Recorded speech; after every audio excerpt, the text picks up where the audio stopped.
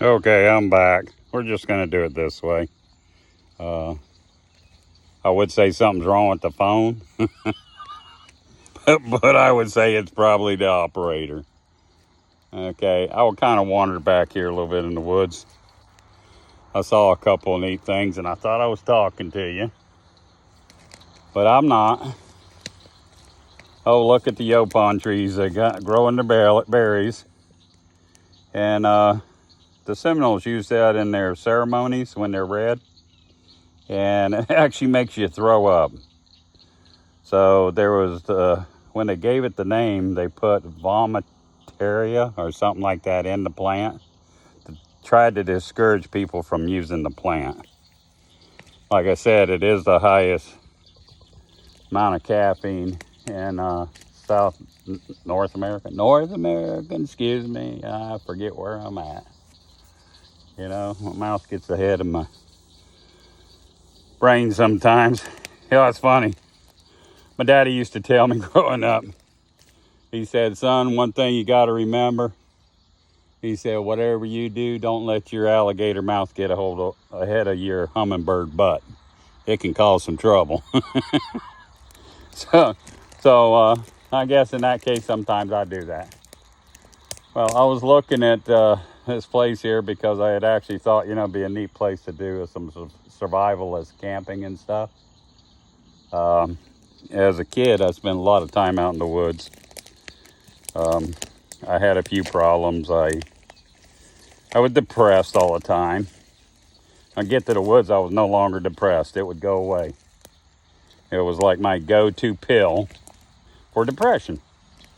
So I would do this. And then I love the animals. Animals wouldn't lie to me. One thing I knew for a fact, it's like an alligator. He's not going to lie to you. You know he's going to eat you. So you learn to do that. Also, I used to, we had 200 acres we were caretakers of, and they were just woods. We'd go hunting a lot, and it was my hiding out place. And I had people find out that I knew how to survive. So what happened is they came to me and they said, hey, we want to do some survival campouts and stuff. You think you can sponsor these things? And they didn't quite say it that way. I didn't know what sponsor meant back then. They just want to know if I'd take them out in the woods and let them survive. And I thought, okay, yeah, sure. I'll go babysit you. So I had about 7 people. And on this property, there was a grove of oaks that were 6 inches apart. And I thought, you know what? This is perfect place. Need to thin these, pine trees, not oaks, pine trees. I got mosquitoes too. So I said, okay, we'll do it. So I take them out there and I say, okay, you can cut trees up to about 10 feet apart. I said, don't take them all down. Walk it off and say this is 10 feet. And then walk 10 feet and whatever's in that square, take them out. But leave some trees. They'll be nice and healthy and good. And being city people, I just want to make sure they understood that. Those are my trees. Anyway, so they were pretty diligent, buddy. They cut and they sawed and they beat things in the ground and they built these platforms off the ground and they built these walls. And I'm sitting there watching them all day long. I was thinking, geez, that's an awful lot of work for a week, I guess. I don't know. They must have some kid in them wanting to build a fort. So I'm sitting there watching them, and I do things a little different. When I'm staying in the woods, first thing I do is I go collect me a bunch of sable palm fronds. I cut them up, get me about 10 or 50 of them, stack them up. And then I clear me out an area for my campfire. And once I clear that out, I build me a fire. Give me some firewood. I'll work on that because I don't want to go hunt for it in the middle of the night. Especially where I was. I had this Black Panther that followed me for probably 14 years. Every time I go out there, she'd be right behind me. She just nosy, I was hoping. Never tried to eat me. So anyway, so they're working real hard, you know. And so I went down and made me a little hook. It's just a barb you make out of wood. I'd find a piece of old lighter stump that was really hard. And the wood's actually brittle. And I'd make me a little barb. Kind of like a kid's jack, you know. And then what I did was I would take banana spider webs, which is this really, really big, scary looking spider. I don't know if these things bite. You know, I've had them all over my face, crawling on my head. They're just everywhere where I lived. And they got the strongest web you've ever seen. So I'd sit there and I'd collect these webs until I had a nice, strong string that I couldn't break. I mean, it's virtually impossible. And then I had my string, and the more you handle it, the less sticky it gets, so it doesn't stick to everything. You just don't want it to wrap up together. And then I would take a little one, I'd put it on the end of the stick, and I'd wiggle it down in the water. And it is the funniest thing. I used to take my children out for entertainment because I didn't have a lot of money, and raising them on my own there for a while. I'd take them down, and I'd take that string and put it on a stick. And they'd catch fish about that long, you know, probably 4 or 5 inches. And so they would catch them. Oh, looky here. This is, you know, I think it's something like dragon fungus, or they use this for vegetarian salads. And it grows back here for some reason. You can buy it in the store, but it's all dried out. No telling what chemicals are in it. But this is, it's a little bit slimy, jelly. Got kind of a neat flavor to it. All right, it's good though. Part of what I'd eat, but there's not enough there to keep me alive. So anyway, I would go down to this little pond. Wasn't big enough to be a lake. And I would catch me some fish. That's what I ate most of the time. And this is an old shell pond, so there wasn't a lot of mud, so they didn't taste muddy. Most people tell you freshwater fish kind of taste muddy. And they're right. Might as well grab it and make mud cakes. And it's not quite that drastic, but it is bad. So anyway, so I made some food up. Went down and cut me a small cabbage sable palm.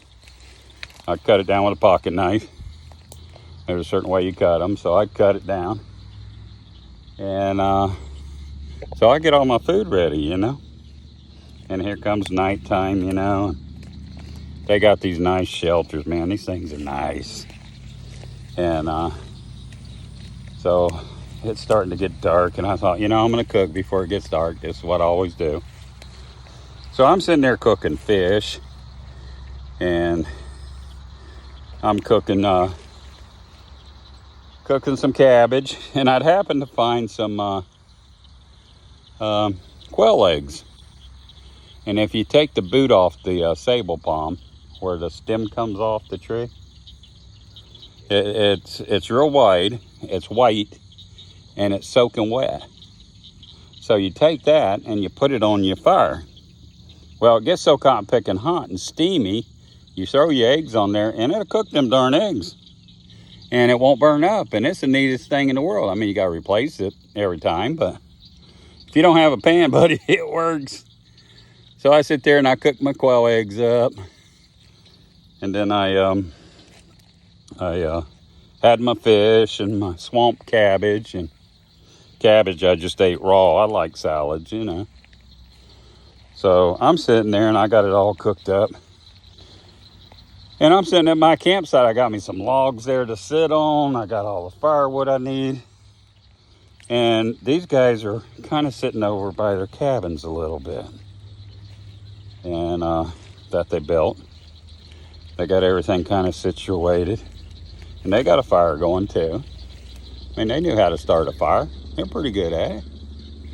Well, anyway, I noticed nobody had food except for me.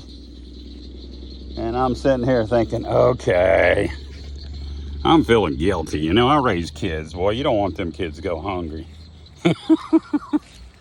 and before I ever had kids, I was always wanting to take care of kids, you know. Somebody got to take care of the people can't take care of themselves. Keep them from doing stupid things to themselves. So, well, I sit there and I thought about it, and I said, you know, this is a survivalist. They're supposed to learn. They did a great job with their shelter, but they did not plan ahead. They didn't think about what they're going to do that night. And then I could see them. They're starting to mill around. They're looking for food. You could tell all of a sudden they realized they made a mistake. Because their tummy's calling to them, buddy. So I sit there and I ate, and I thought, okay, I can do this. I can let them learn how to survive. And then nighttime came, and they're sitting there going, you're not building a shelter? And I said, well, I'll work on something tomorrow. I said, first thing I always do is I make sure I eat. And I told them my plan. I said, you got to do that. If you're hungry, you're not going to make it. And who the Sam heck needs a shelter when you're laying there hungry?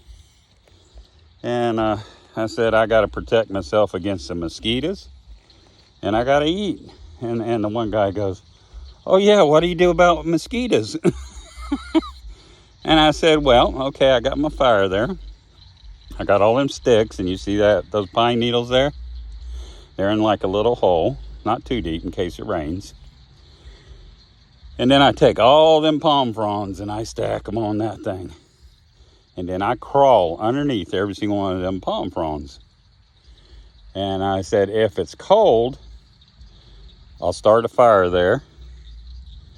And then when I get ready to go to bed, I'll take all the colds out, make sure it's nice and they're gone, safe. And I put pine needles on that. And then I put my palm fronds. And then I crawl right inside there. And I said, there's too many palm fronds for them to crawl up in there and get me. They have a struggle. I'm not saying you won't get bit once or twice. But let me tell you what. They got mosquitoes down here in Florida in these swamps sometimes.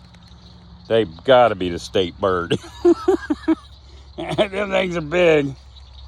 And when they start fighting at night, I mean, mosquitoes are so bad that when the settlers first came here, there's a book put out about the ranchers. They would be herding cattle, and all of a sudden they'd hear a buzzing noise. And they knew what it was, and they'd push them cattle straight until they got to a creek or a little pond or something, and they'd get them cattle in there, and they'd get down in there because them mosquitoes were coming.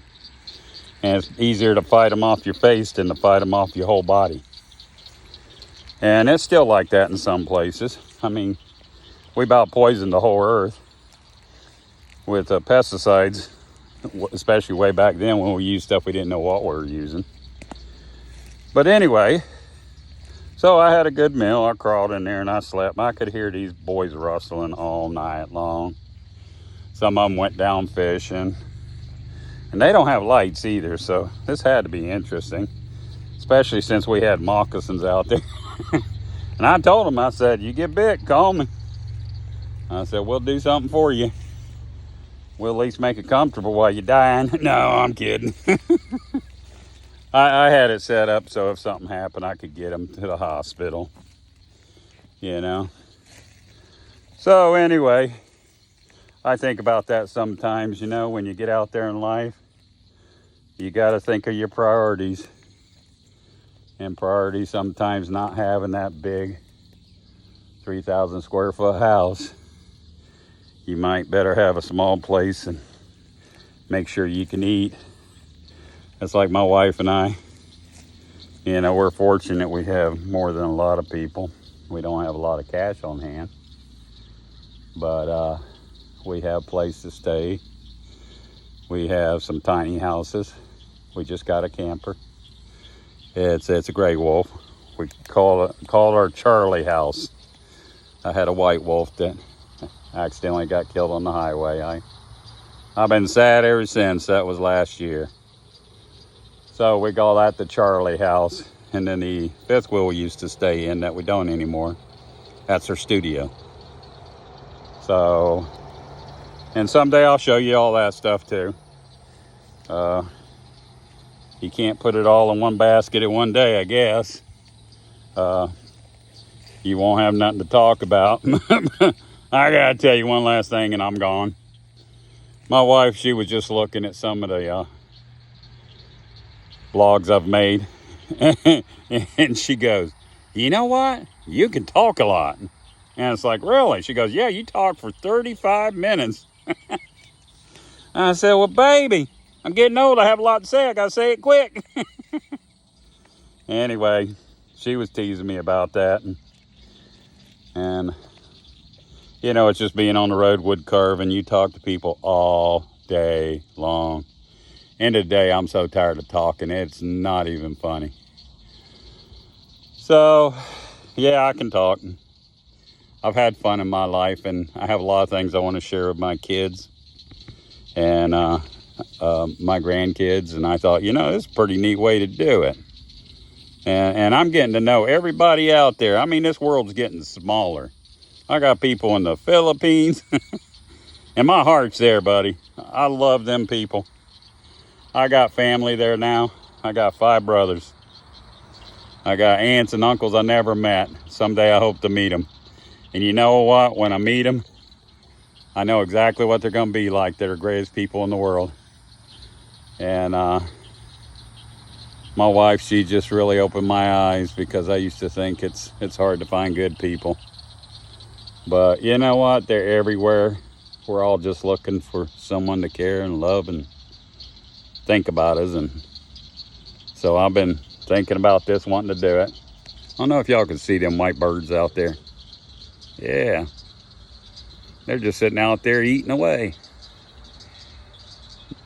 There's some armored catfish in here. First time I saw one, it freaked me out. I thought I done had a prehistoric fish. I was gonna make $1 million bucks. But I looked it up and snapped a picture. You know, on Google, you got the little square thing. Snap a picture, it comes up and it tells you what it is. And it said, you surely gonna stay poor. Okay, guys, thanks a lot. This is my last one until Monday morning. Sunday, we don't do this. We just we go see people, help people out. I take a nap. So it's just a break. Sunday's the day to relax. And I've always taught my children that. All my children pretty much go by it. So, I gotta tell you one thing. It is kind of neat. My daughter is going camping with a bunch of young men and women that all want to go camping. So she's a chip off the old block. I love my kids. They're the greatest thing in the world. You know, I'm the wealthiest man in the world. Okay, I'll catch you later. Take care. Bye.